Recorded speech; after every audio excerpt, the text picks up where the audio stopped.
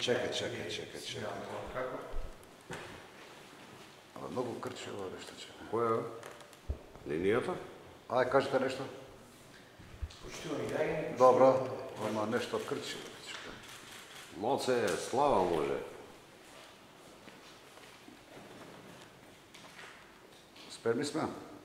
Може кажете ми. Поверате. Крчи нешто. Почитувани граѓани, почитувани новинари. ВМРО ДПМН свесно ги кочи реформите во сферата на медиумите. Председателот на Комисијата за избори и именувања од ВМРО ДПМН Илија Димовски упорно не ја свикува седмицата на комисијата.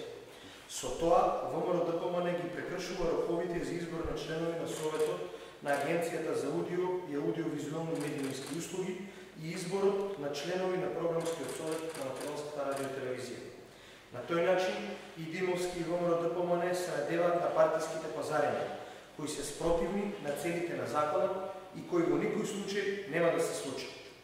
Очигледно дека единствената цел за таквото однесување е зачувување на партиските кадри на ВМРО ДПМН во Агенцијата за аудиовизуелни медиумски услуги, кои доведува до катастрофалната состојба со медиумите во која што беше нашата држава.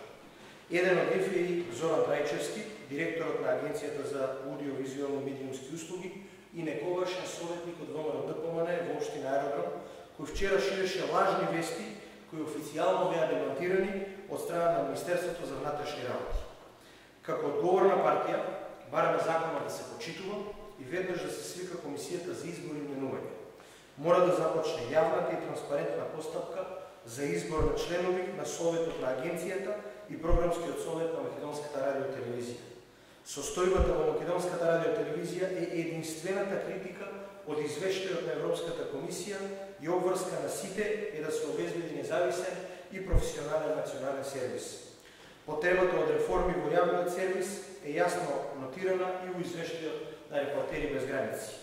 Професионализацијата на Агенцијата за аудиовизуелни медиумски услуги и Македонската радио и телевизија е од особено значење за реформата на медиумите и унапредување на демократските вредности. Напредокот што го постигна нашата држава во делот на медиумските слободи јасно ја покажува нашата заложба за слободни, професионални и независни медиуми. Благодарам.